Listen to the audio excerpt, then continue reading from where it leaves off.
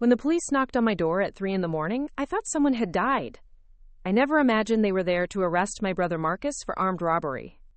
The same brother who'd spent years telling me I was nothing more than a disappointment to our family. The same brother who laughed when I dropped out of law school, calling me a quitter who'd never amount to anything. Now here he was, 3 years later, begging me to be the only person who could save him from spending the next 20 years behind bars. I'd love to know which corner of the globe you're watching from. And if this story speaks to you, make sure to subscribe. Tomorrow's video is one you absolutely can't miss. But this story doesn't start with handcuffs and courtrooms. It starts with two brothers who couldn't have been more different, and a family dinner that changed everything. Growing up in suburban Denver, Colorado, the Henderson household had an unspoken hierarchy. At the top sat Marcus, 3 years older than me, quarterback of the football team, honor roll student, and dad's pride and joy. At the bottom was me, Tyler Henderson, the kid who preferred books to sports and whose biggest achievement was building a computer from scratch in our garage. Marcus never let me forget where I stood. Tyler's got his head in the clouds again, he'd say whenever I talked about my plans, always dreaming about things that'll never happen. Our parents didn't discourage this dynamic. Dad, a successful insurance broker, saw himself in Marcus. Mom, a high school principal, appreciated Marcus's natural leadership qualities and his ability to charm teachers and coaches alike. When Marcus got a full scholarship to University of Colorado Boulder for business and football, the celebration lasted for weeks. When I announced I wanted to study computer science at a smaller state school, the response was polite but lukewarm. "That's nice, honey," Mom said, barely looking up from her grading. The real tension started during my sophomore year of college. I'd been accepted into a competitive internship program at a tech startup in Boulder, working on cybersecurity software. I was excited to finally have something to prove my worth, something that might make my family see me differently. At Sunday dinner, I tried to share my news. The company I'm interning with just landed a contract with the state government. They're developing security protocols for... "That's great, Tyler," Marcus interrupted, cutting into his steak. He was home for spring break, still wearing his Letterman jacket like a badge of honor. "But let me tell you about something that actually matters. Coach Morrison thinks I have a real shot at going pro after graduation." Dad's eyes lit up. "Professional football? Marcus, that's incredible!" The conversation shifted entirely to Marcus's athletic prospects. Mom started planning how she'd redecorate his old room into a trophy display. Dad began calculating potential earnings and endorsement deals. My internship, my small victory, evaporated into irrelevance. Later that evening, as I helped clear the dishes, Marcus cornered me in the kitchen. "You know what your problem is, Tyler?" he said, leaning against the counter with that smug expression I'd grown to hate. "You think sitting behind a computer all day is going to make you important. You think playing with code and circuits is going to change the world?" I kept loading the dishwasher, trying to ignore him. Dad built his business through relationships, through being someone people could count on. I'm following that path. But you're hiding from the real world, pretending that technology is going to solve everything. "Maybe it will," I muttered. Marcus laughed, the sound sharp and dismissive. "Wake up, little brother. Nobody's going to remember the guy who sits in a basement writing code. They remember leaders, champions, people who actually matter." That night, lying in my childhood bed, I made a decision that would define the next several years of my life. I was going to prove Marcus wrong. I was going to become someone who mattered. After graduating with honors in computer science, I surprised everyone by applying to law school. Not just any law school, but the University of Denver's prestigious program. My plan was simple: combine my technical background with legal expertise and become a cybersecurity attorney. In an increasingly digital world, I'd be indispensable. Marcus, who had graduated and landed a sales job at a medical equipment company after his football dreams fizzled out due to a knee injury, was skeptical. "Law school? Really?" he said when I told the family. "You barely survived computer science, and now you want to take on something even harder?" "I think it's wonderful," Mom said, though her tone suggested mild surprise rather than enthusiasm. "Tyler's always been persistent." Dad nodded slowly. "It's a big commitment. Expensive, too. Are you sure you've thought this through?" But Marcus wasn't finished. "You know what I think? I think you're just trying to impress us. You're tired of being the forgettable little brother, so you're reaching for something you can't handle. Mark my words, Tyler, you'll quit before the first semester is over. The words stung because part of me worried he might be right. Law school was notoriously difficult, and my undergraduate grades, while good, weren't spectacular. But I was determined to prove him wrong. For the first year, I threw myself into my studies with an intensity that surprised even me. Constitutional law, tort law, criminal procedure. I absorbed it all. My professors noticed my unique perspective, the way I could spot digital evidence issues that other students missed. I wasn't just surviving, I was excelling. Marcus, meanwhile, was struggling. His sales job wasn't going well. He'd always relied on his charm and good looks. But in the corporate world, results mattered more than personality. He moved back home temporarily to save money, which meant more family dinners and more opportunities for him to diminish my achievements. "How's pretend lawyer school going?" he'd ask, using that condescending tone that made my jaw clench. "It's going well. I'm actually thinking about specializing in digital forensics law." "Digital what now? You're making up words again, Tyler." But I could see something changing in his eyes. The easy dismissal was still there, but underneath it was something else. Uncertainty, maybe even a flicker of respect. During my second year, I landed a prestigious internship with the district attorney's office, working specifically on cybercrime cases. I was helping prosecutors understand digital evidence, explaining complex technical concepts in ways that judges and juries could grasp. For the first time in my life, I felt genuinely important. The turning point came during spring break of my second year. I was home, excited to share news about a major case I'd helped crack. A sophisticated identity theft ring that had stolen millions from elderly victims across 3 states. "They're using my analysis as the foundation for the entire prosecution," I told my family over dinner. The lead prosecutor said without the digital forensics work, they never would have connected all the pieces. Dad looked genuinely impressed. "That sounds like real police work, Tyler. Important stuff." Mom beamed with pride. "My son, helping put criminals behind bars." But Marcus just shook his head. "You're still just the guy behind the scenes, Tyler. Nobody's going to remember your name when this is over. The prosecutors get the credit, the cops get the glory, and you get to go back to your little cubicle." His words cut deeper than usual because I'd been thinking the same thing. I was doing important work, but Marcus was right about one thing. I was invisible. The prosecutors I worked with were friendly and appreciative, but I was still just an intern, a temporary helper who'd be forgotten as soon as I moved on. That summer, I made another decision that would shock my family. I decided to leave law school. Not because I was failing, my grades were excellent. Not because I couldn't handle the workload. I'd proven I could compete with the best students in my class. I left because I realized I was pursuing law for the wrong reasons. I wasn't trying to become a lawyer. I was trying to become someone Marcus would respect. And that was never going to happen. When I told my family, their reactions were exactly what I expected. Mom looked disappointed, but tried to be supportive. "If you're sure this is what you want, honey." Dad was more direct. "Tyler, you are so close to finishing. 2 years of law school isn't nothing. Don't you want to see it through?" But Marcus was triumphant. "I knew it," he said, actually smiling. "I called this from day one. Tyler Henderson, professional quitter. Add it to your resume right under dreamer and disappointment." "I'm not quitting," I said quietly. "I'm redirecting." "Redirecting?" Marcus laughed. "Is that what we're calling it now?" "I'm starting my own cybersecurity consulting firm." The room went silent. Even Marcus stopped smiling. "With what money?" Dad asked practically.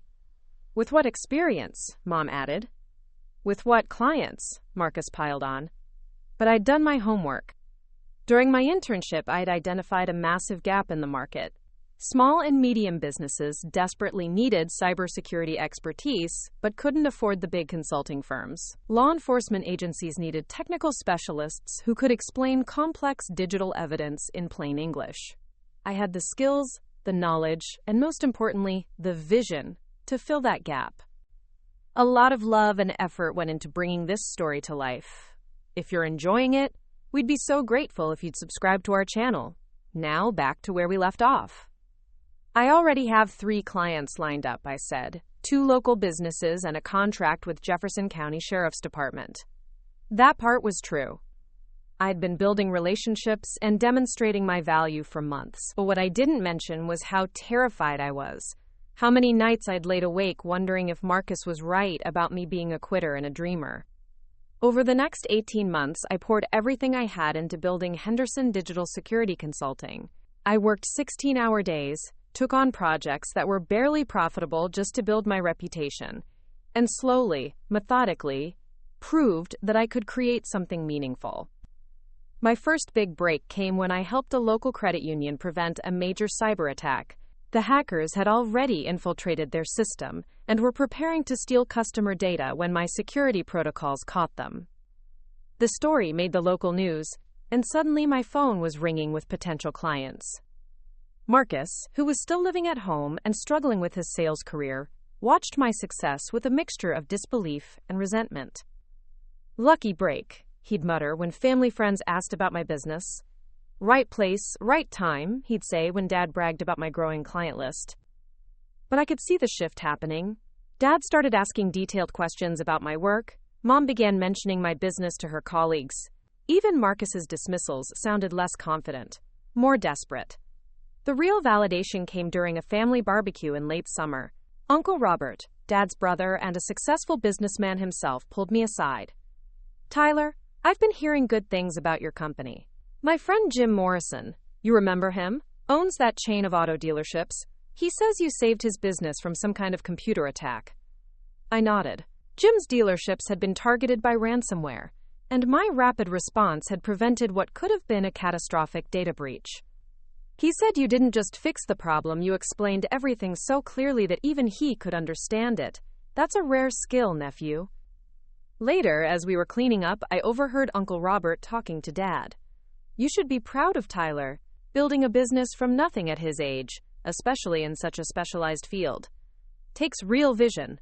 Quote, Marcus was standing close enough to hear every word, and I saw his jaw tighten. That night, he knocked on my bedroom door. "Can we talk?" I looked up from my laptop, where I'd been reviewing security protocols for a new client. "Sure." He sat on the edge of my bed, looking uncomfortable. For a moment, he seemed less like the confident older brother who'd spent years putting me down, and more like the scared kid I remembered from when we were young. "Look, Tyler, I want you to know, I see what you're building and he struggled for words. "It's actually pretty impressive." I waited, sensing there was more. "I guess I was wrong about some things, about the computer stuff not mattering, about you not being able to follow through on anything." It wasn't exactly an apology, but it was the closest thing to one I'd ever gotten from Marcus. "Thanks," I said simply. He stood up, heading for the door, then turned back. "But don't let it go to your head, little brother. You're still just a nerd with a laptop." Even his insults sounded half-hearted now. That was 3 months ago. 3 months of growing success, expanding clientele, and slowly earning the respect I'd craved my entire life. 3 months of Marcus watching from the sidelines as I built something real and meaningful. I thought our relationship had finally found some equilibrium. I thought the worst of our sibling rivalry was behind us. I had no idea that everything was about to change in the most dramatic way possible. The phone call came on a Tuesday morning while I was reviewing security footage for a client whose warehouse had been experiencing mysterious inventory discrepancies. Mom's voice was shaking so badly I could barely understand her. "Tyler, you need to come home, now." "What's wrong? Is Dad okay?" "It's Marcus. The police, they arrested him last night." My blood went cold. Arrested him for what? "Armed robbery. They're saying he robbed 3 different businesses over the past month." "Tyler, they have security footage. They think he had a gun." I stared at my computer screen, the warehouse footage still playing, showing a shadowy figure moving between storage racks. "That's impossible." Marcus wouldn't. "Just come home, please." The drive from my downtown office to our family home in Lakewood took 23 minutes, but it felt like hours. My mind raced through possibilities, explanations, anything that could make sense of what Mom had told me. Marcus was arrogant, sometimes cruel, but he wasn't a criminal. He sold medical equipment to hospitals. He played in a weekend softball league. He complained about jaywalkers, for crying out loud. I found my parents in the living room, Dad pacing by the window while Mom sat on the couch clutching a tissue box. They both looked like they'd aged 10 years overnight. Tell me exactly what happened, I said, sitting across from Mom. Dad stopped pacing. Detective Sarah Walsh came to the door around 11 last night. Said they had evidence linking Marcus to 3 armed robberies in the past 5 weeks. 2 convenience stores and a pharmacy. What kind of evidence? Security camera footage from all 3 locations. She showed us still images on her tablet. Mom's voice cracked.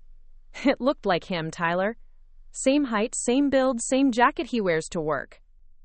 But you can't see his face clearly in any of them, Dad added quickly.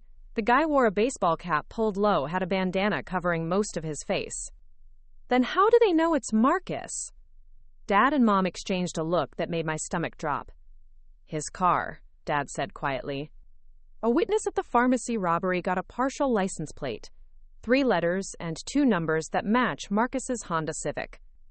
Plus, Mom continued, her voice barely above a whisper, they found cash in his apartment, $1,500, all small bills, hidden in a shoebox in his closet. I felt the room spinning slightly. Did you talk to Marcus? What does he say? He's not talking to anyone, Dad said. His public defender advised him to stay quiet until they can review all the evidence. Public defender? Why didn't you call a real lawyer? Tyler, do you know what criminal defense attorneys cost? Dad's insurance business was successful, but not wealthy family successful. We're looking at $50,000 minimum, maybe more if this goes to trial. I spent the next hour listening to my parents rehash every detail they knew. The robberies had occurred on October 3rd, October 18th, and November 2nd. All during evening hours. All within a 15-mile radius of Marcus's apartment. The perpetrator had demanded cash from registers, claimed to have a weapon though no gun was actually visible in the footage, and fled on foot each time. The detective said they've been investigating these robberies for weeks, Mom explained. They were getting nowhere until they got that partial plate number. Then they ran it through the system, and Marcus's name came up. Have you seen the footage? Just those still images Detective Walsh showed us. But Tyler, they're going to charge him with 3 counts of armed robbery. Even if he didn't actually have a gun, they're saying he claimed to have one, which counts the same in Colorado. I knew she was right. Armed robbery carried a sentence of 10 to 32 years in Colorado, depending on aggravating factors. 3 counts could mean life in prison. That evening, I drove to the Jefferson County Jail where Marcus was being held. Visiting hours were nearly over, but I managed to get 15 minutes with him. He looked terrible. His usually perfect hair was disheveled, his expensive polo shirt wrinkled and stained. But worse than his appearance was the look in his eyes, a mixture of fear and defeat I'd never seen before. Tyler, he said as I sat down across from him at the metal table, I didn't think you'd come. Of course I came. You're my brother. He almost smiled at that. Your brother, who's been treating you like garbage for most of your life. We can deal with that later. Right now, I need to know what happened. Did you rob those stores? Marcus met my eyes directly. No, I swear to you, Tyler, I didn't rob anyone. I don't even own a gun. I've never owned a gun. Then how do you explain the evidence? Your car? The cash in your apartment? He ran his hands through his hair, making it even messier. I don't know about the license plate thing. Maybe someone saw wrong, or maybe there are other cars with similar plates. But the money. He paused, looking embarrassed. I've been gambling. Gambling? Online poker. I know it's stupid, but I was trying to make some extra cash. My sales numbers have been terrible, and I thought I could supplement my income. Sometimes I win, sometimes I lose. That $1,500 was from a good week. It sounded plausible, but I knew prosecutors wouldn't see it that way. Unexplained cash would look exactly like robbery proceeds to a jury. Marcus, you need a real attorney, someone who specializes in criminal defense. With what money? I'm barely making my rent as it is, and now I'm going to lose my job anyway. A guard appeared, signaling that visiting time was over. I'll figure something out, I told Marcus as he stood up. We'll get through this. He grabbed my arm as I turned to go. Tyler, I know I don't deserve to ask this, but I need you to believe me. I didn't do this. Looking into his eyes, seeing genuine desperation instead of his usual arrogance, I found myself nodding. I believe you. The next morning, I canceled all my appointments and drove to the Jefferson County Sheriff's Department. Detective Walsh was a no-nonsense woman in her 40s with graying hair and sharp eyes. She agreed to meet with me in an interview room, though she made it clear she wasn't required to share information about an ongoing investigation. I'm not here to interfere, I told her. I just want to understand what evidence you have against my brother. Mr. Henderson, your brother is facing serious charges. If you want to help him, encourage him to cooperate with the prosecution. These cases are solid. Can I see the security footage? She studied me for a moment. You're not his attorney. No, I'm not, but I do work in digital forensics. I help law enforcement agencies analyze digital evidence. Maybe I can spot something that would help your investigation. That got her attention. She pulled up my business information on her computer, verified my contracts with other local departments, then made a decision that would change everything. All right, Mr. Henderson, but understand that anything you see here is part of an active investigation. She led me to a small conference room with a large monitor and pulled up the first robbery footage. The timestamp showed October 3rd, 8:47 p.m. The location was Jerry's Corner Market on West Colfax Avenue. The footage was grainy, typical of older security systems. A figure in dark clothing and a baseball cap entered the store, approached the counter, and appeared to make demands of the clerk. The person kept one hand in their jacket pocket, presumably suggesting they had a weapon. After about 90 seconds, they left with what looked like a small amount of cash. The clerk said the robber claimed to have a gun and demanded all the money from the register, Detective Walsh explained. Took about $200. I watched the footage 3 more times, focusing on different details each time. Height, build, movement patterns, clothing. Can we see the other 2? The second robbery, October 18th at Sunset Pharmacy, followed a similar pattern. This time, the figure wore a different jacket but the same style of baseball cap. The third robbery, November 2nd at Fastmart on Sheridan Boulevard, was the clearest footage. The perpetrator's movements seemed more confident, more practiced. The witness who got the partial plate was at this third location? Margaret Chen, 73 years old, was coming out of the store when she saw someone running toward a dark sedan in the parking lot. She only caught part of the license plate, but she was certain about the 3 letters, HNQ. Marcus's license plate was HNQ 847. How many vehicles in Colorado have plates starting with HNQ? In Jefferson County, 47 active registrations. And you investigated all of them?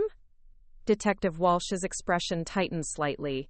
We focused on vehicles matching the witness description. Dark sedans, model years 2015 to 2020. That narrowed it down to 8 vehicles. Your brother's car was the only one registered to someone with a criminal history. Marcus has a criminal history? Drunk and disorderly, spring of 2019. Bar fight near the university. Charges were dropped, but it's still in the system. I remembered that incident.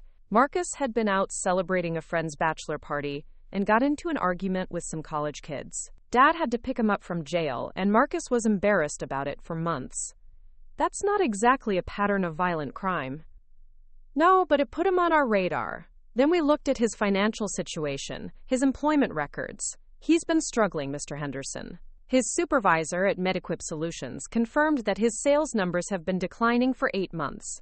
People in financial distress sometimes make poor decisions.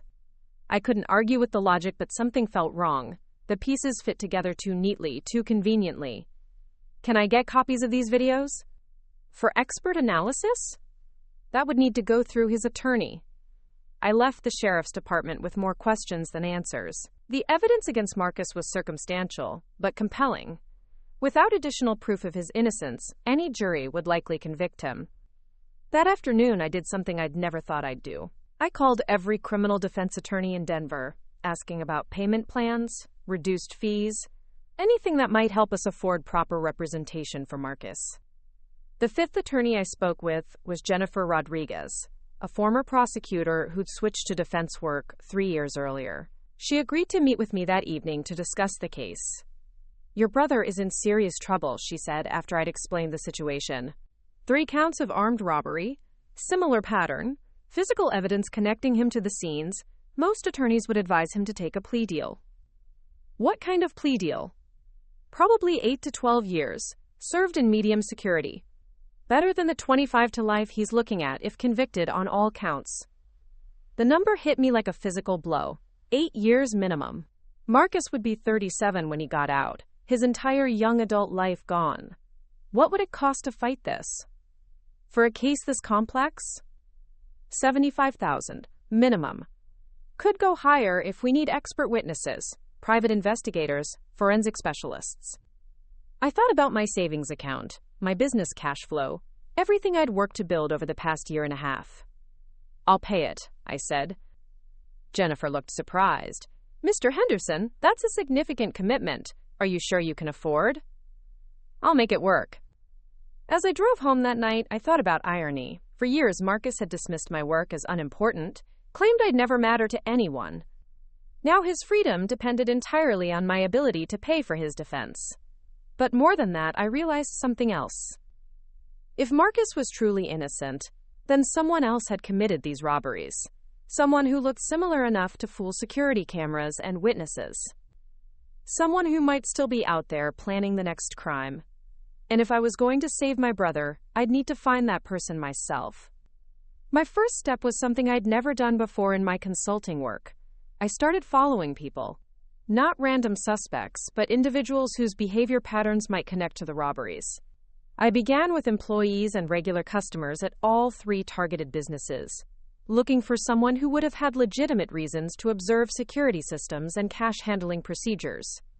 The work was tedious and often felt pointless. I spent hours sitting in my car outside Jerry's Corner Market, watching customers come and go, noting faces, license plates, behavioral patterns.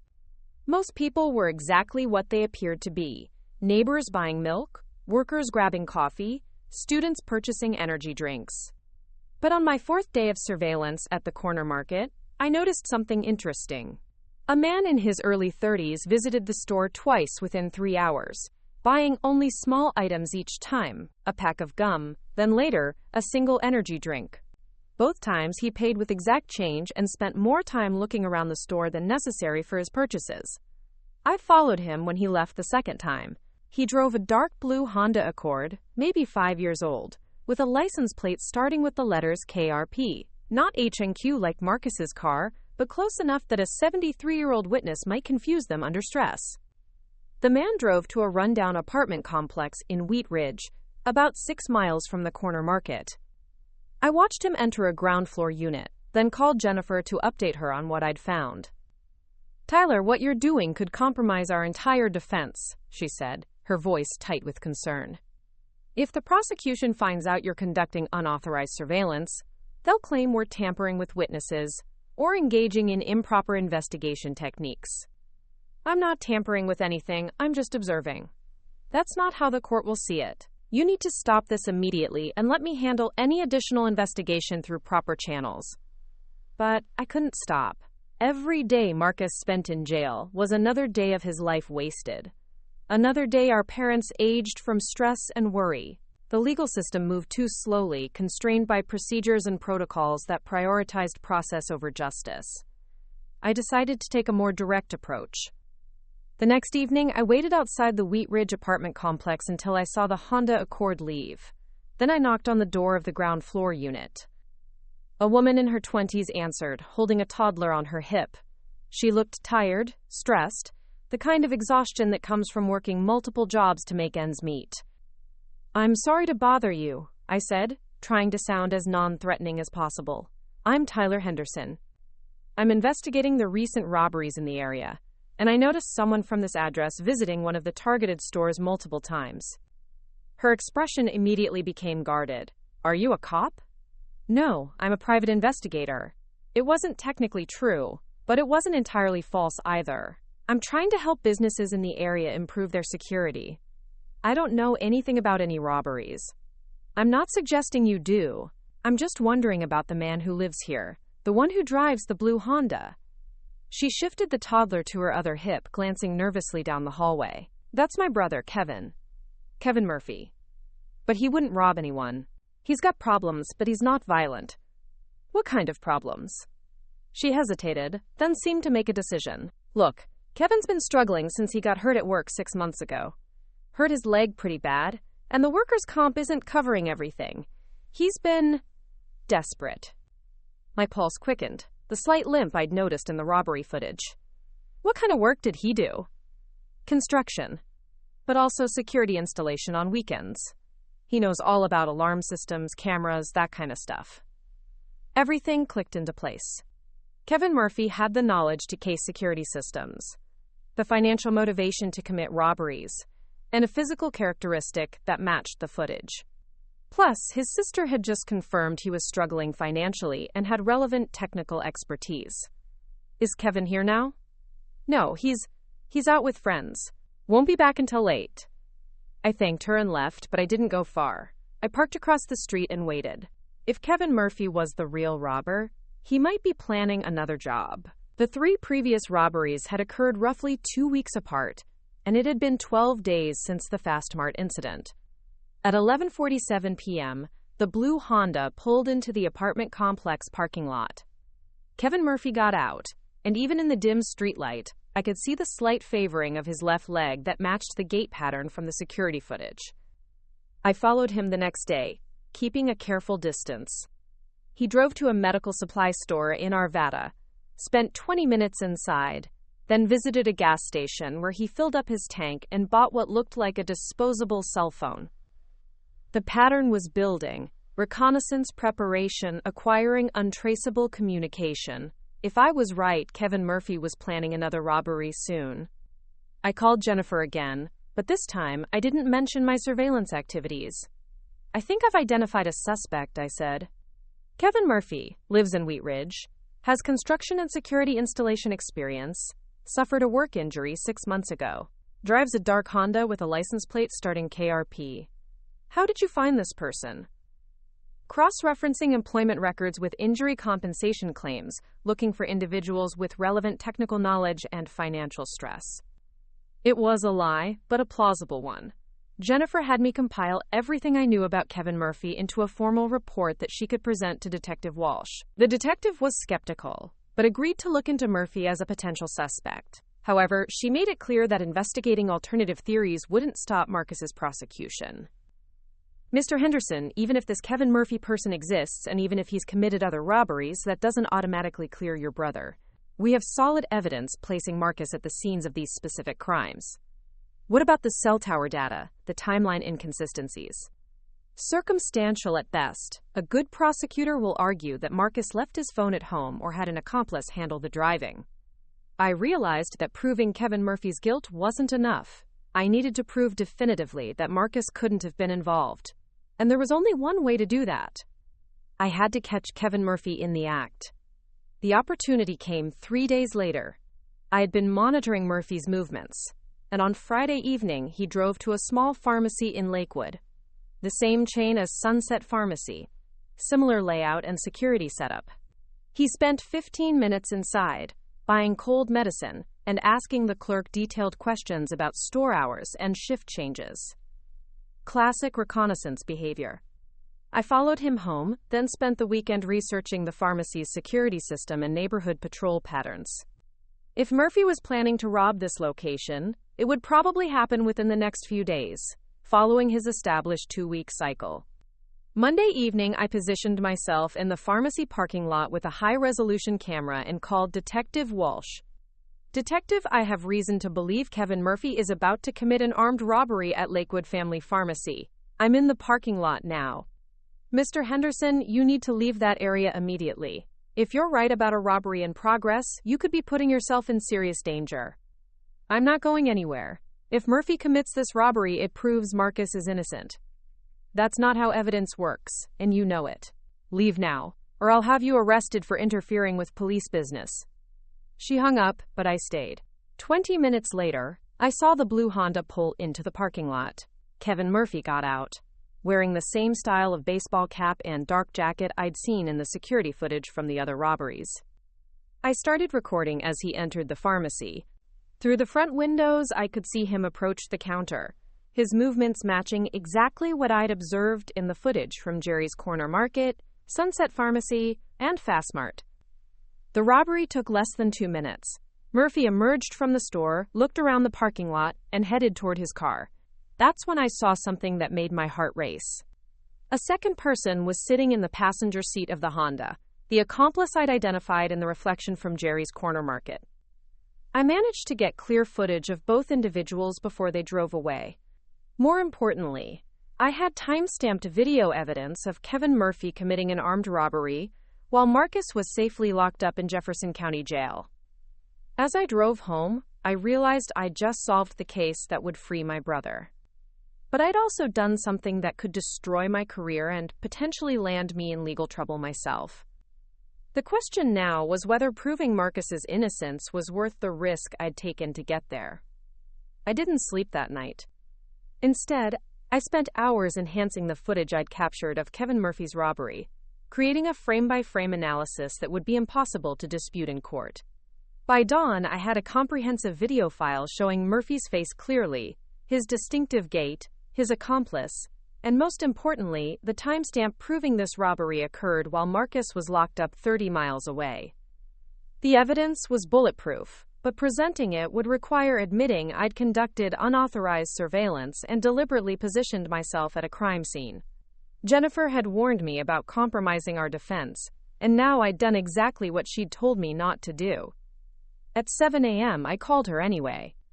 "Tyler, please tell me you didn't do anything stupid last night." "I got him, Jennifer. I have video footage of Kevin Murphy committing an armed robbery yesterday evening. Clear shots of his face, his car, his accomplice. Everything we need to prove Marcus is innocent." The silence on the other end lasted so long I thought the call had dropped. "Jennifer? Where did you get this footage?" "I was conducting surveillance." "God damn it, Tyler! I specifically told you to stop that. Do you have any idea what you've done? I've proven my brother is innocent. You've potentially destroyed our entire defense. The prosecution is going to argue that you manufactured this evidence, that you orchestrated some kind of elaborate setup to frame another person. They'll say you paid someone to commit a robbery while your brother was in jail." Her words hit me like cold water. I hadn't considered how my actions might look to a prosecutor determined to convict Marcus. But the footage is real. The timestamps are verifiable. Murphy has a clear pattern. None of that matters if the court decides your evidence was obtained improperly. We could be looking at charges against you for obstruction of justice, tampering with evidence, maybe even conspiracy. I stared at my computer screen, watching the clear footage of Kevin Murphy robbing Lakewood Family Pharmacy. The evidence that should have freed Marcus might instead make everything worse. What do? We present this to Detective Walsh immediately, and hope she's more interested in catching the real criminal than protecting her original case. Detective Walsh agreed to meet us at the sheriff's department that morning, though she made it clear she wasn't happy about the circumstances. When I explained how I'd obtained the footage, her expression grew increasingly grim. "Mr. Henderson, what you've described is vigilante behavior that could have resulted in someone getting killed. Armed robberies are dangerous situations, and civilian interference puts everyone at risk. But the footage proves Kevin Murphy is the real robber. The footage proves that someone named Kevin Murphy robbed a pharmacy last night. It doesn't prove he committed the other 3 robberies your brother is charged with."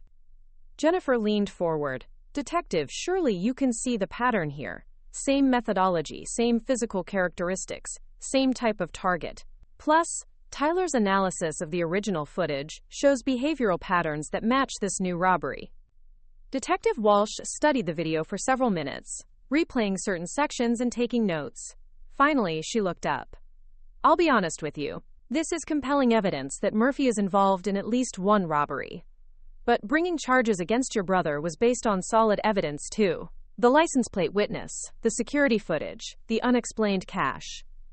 What about the cell tower data proving Marcus was at home during the Sunset Pharmacy robbery?" I asked. "Cell tower data isn't precise enough to be conclusive.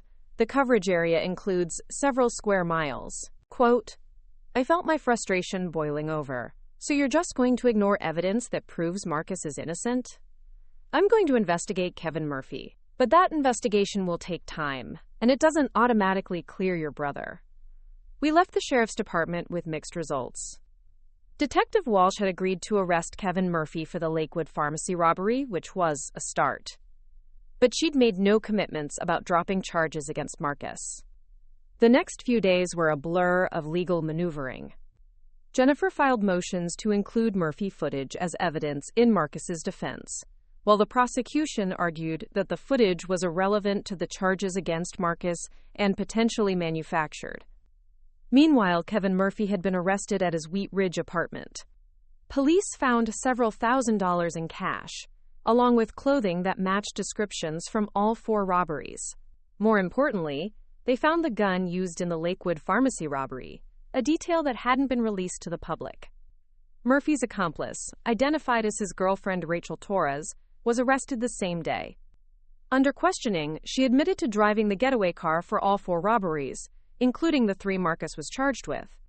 The breakthrough came when Detective Walsh decided to show Rachel Torres the security footage from the original 3 robberies. Torres immediately identified Kevin Murphy as the perpetrator in each case, providing details about the robberies that only someone present could have known. On Friday afternoon, exactly 2 weeks after I'd filmed Murphy robbing the pharmacy, Jennifer got the call we'd been waiting for. The prosecutor is dropping all charges against Marcus, she told me over the phone. Kevin Murphy confessed to all 4 robberies this morning.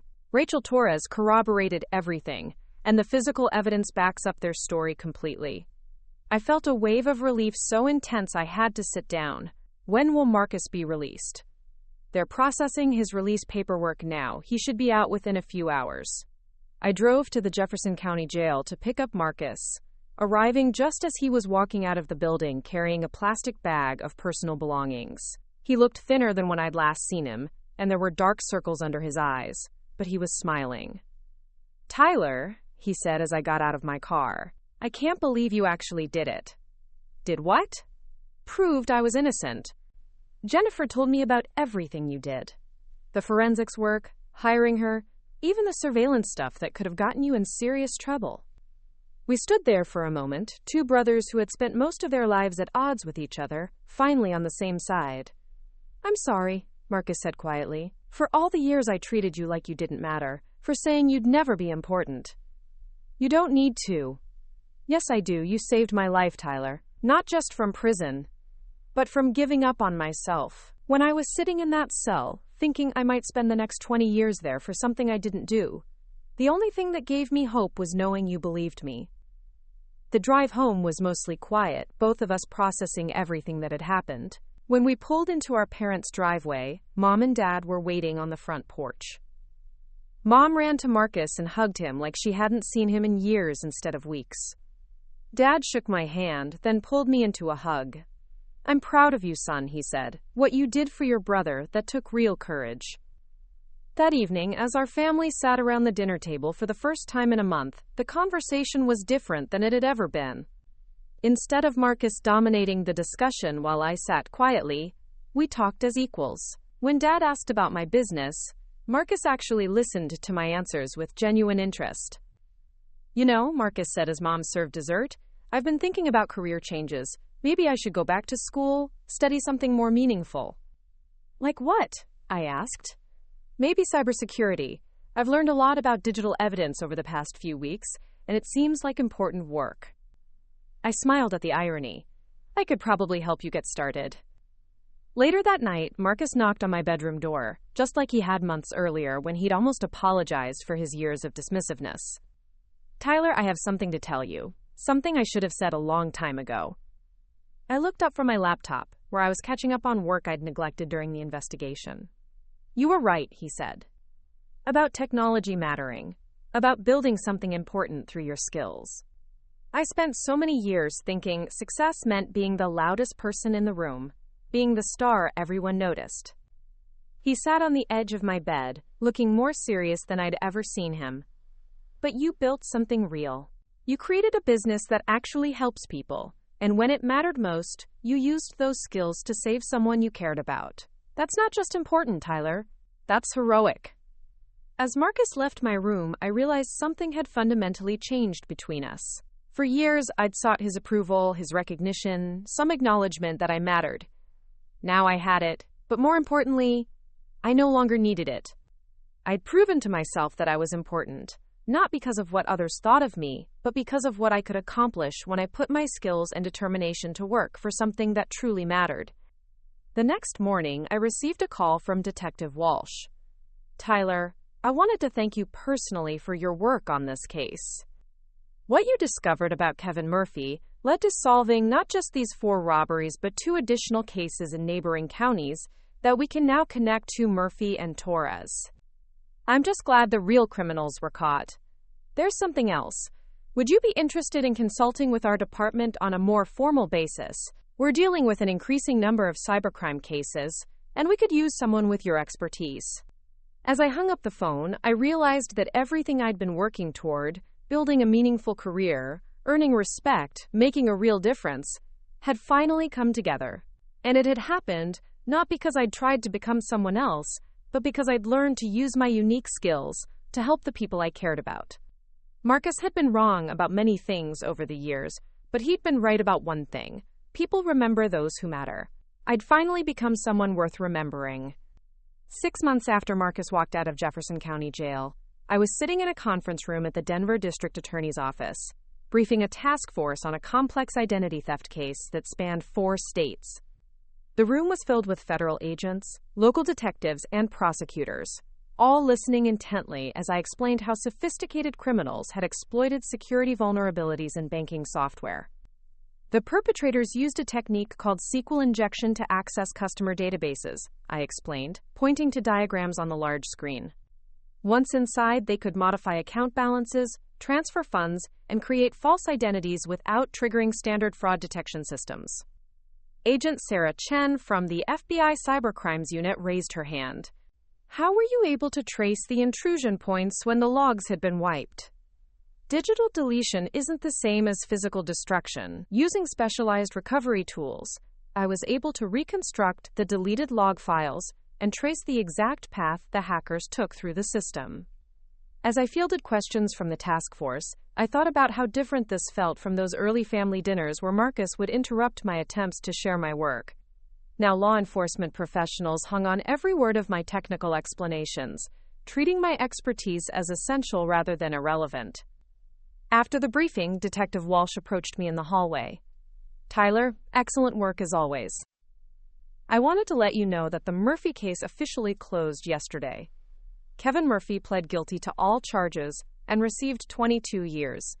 Rachel Torres got 8 years for her cooperation. Good. What about restitution for the victims? Most of the stolen money was recovered.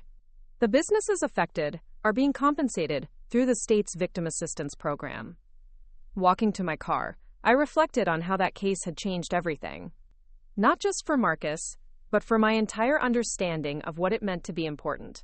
I'd spent years trying to prove my worth through achievements that would impress others, when real importance came from using my abilities to help people when they needed it most. My phone buzzed with a text from Marcus. Dinner tonight? Mom's making her famous lasagna. Bring Jennifer if she's free. Marcus and Jennifer had been dating for 3 months now, a development that surprised everyone, including them.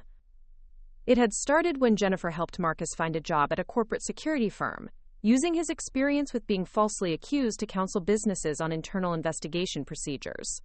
Their working relationship had gradually become something more personal. At first, I'd been concerned about the potential awkwardness, but watching them together, I realized they balanced each other perfectly. Jennifer's methodical, analytical approach complemented Marcus's natural charisma, while his emotional intelligence helped her connect with clients on a more personal level. I arrived at my parents' house to find Marcus in the kitchen, actually helping Mom cook instead of just waiting to be served. This version of my brother still took some getting used to.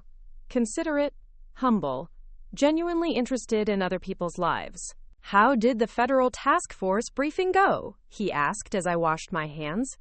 Really well. They're implementing our security recommendations across 12 major banks in the region. That's incredible, Tyler. How many people will that protect?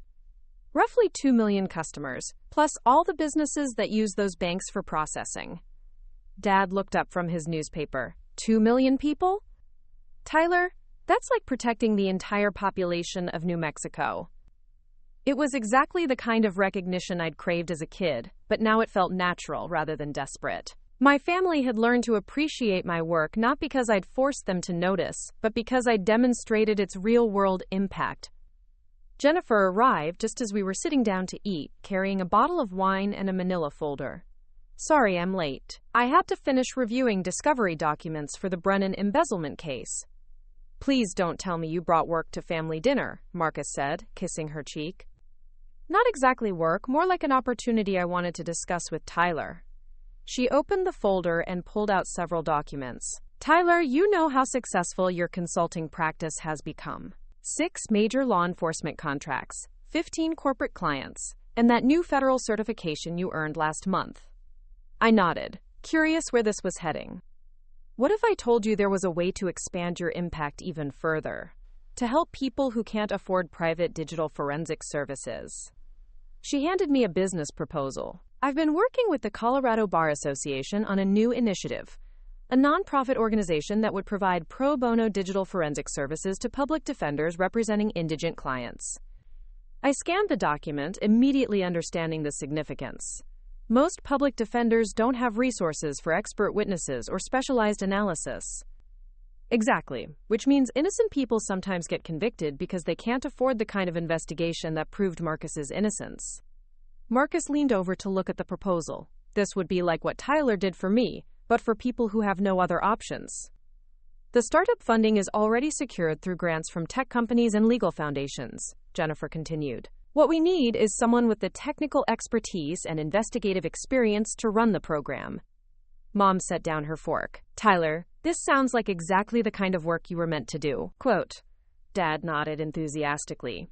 Using your skills to help people who really need it? I can't think of anything more important than that. The irony wasn't lost on me. For years, I'd tried to convince my family that my work mattered. Now they were encouraging me to take on a project that would probably pay less and require more hours than my current lucrative consulting practice. I'd need to restructure my existing business, I said, thinking through the logistics. Maybe partner with other forensic specialists to handle the corporate contracts while I focus on the nonprofit work. Actually, Jennifer said, I may have a solution for that too. She pulled out another document. Marcus has been talking about career changes, and he's been learning about cybersecurity through his current job. What if he joined your business as a client relations specialist? He'd handle the business development side while you focus on the technical work. Marcus looked surprised. You'd want me as a business partner? You're good with people, you understand the importance of our work, and frankly, I trust you more than anyone else I could hire. It was a complete reversal of our childhood dynamic. Instead of Marcus dismissing my achievements, he was now asking to be part of them. I'd love that, he said. But Tyler, this has to be your decision. It's your company, your reputation. Looking around the dinner table at my family, I realized this was the moment everything had been building toward. Not just the legal case that had brought us together, but years of learning to value each other's strengths instead of competing over recognition. Let's do it, I said. Both the nonprofit and the partnership. Over the next 2 hours, we planned out the details. Marcus would gradually transition from his security firm job to working full-time with Henderson Digital Security. I'd split my time between high-paying corporate contracts and pro bono cases for the Colorado Digital Justice Project, as Jennifer had named the nonprofit. As Jennifer and Marcus left that evening, I stayed to help my parents clean up. Mom was washing dishes while Dad dried, both of them moving with the comfortable rhythm of 30 years of marriage. Tyler, Mom said without looking up from the sink, I owe you an apology. For what? For not seeing who you really were all those years. For not understanding that being quiet and thoughtful didn't make you less important than Marcus being loud and charismatic. Quote, Dad set down the dish he was drying. We both made that mistake, son. We were so focused on traditional measures of success, sports, popularity, conventional achievement, that we missed the fact that you were building something much more meaningful. You were always proud of me, I said. Maybe you didn't understand my work, but you supported it. Supporting isn't the same as truly seeing, Mom replied. When Marcus was in trouble, we were grateful for your help, but we didn't fully appreciate what you'd accomplished until we watched you save his life. Later, driving home to my apartment, I thought about how much had changed since that night when police arrested Marcus. 6 months ago, I'd been a successful but somewhat isolated consultant, still seeking validation from a family that didn't quite understand my work. Now I was part of a team, both professionally and personally, that valued what I brought to the table. The real transformation, though, wasn't in how others saw me. It was in how I saw myself. I'd stopped trying to prove I was important and started focusing on actually being important, using my skills to make a real difference in people's lives. My phone rang as I was unlocking my apartment door. The caller ID showed Detective Walsh's number. Tyler, sorry to call so late, but we have a situation. A kidnapping case where the perpetrator is using encrypted communications to make ransom demands. The FBI's cyber unit is stuck, and they specifically requested your assistance. I'll be there in 20 minutes. As I grabbed my laptop and forensics kit, I smiled at the irony. Marcus had once said that nobody would remember the guy who sits behind a computer writing code. He'd been wrong about that, just like he'd been wrong about so many things. People do remember those who matter. And I'd finally become someone worth remembering, not because I'd proven my importance to others, but because I'd learned to use my importance to help others when they needed it most. The scared little brother who'd once craved recognition had grown into someone who no longer needed external validation. I was important because of what I could do, not because of what others thought of me. And that made all the difference. Looking for more? We've got 2 amazing stories ready for you right on screen. If this one touched you, these are absolutely worth your time. Click to watch them now. And hey, subscribe and hit that bell to never miss our latest uploads.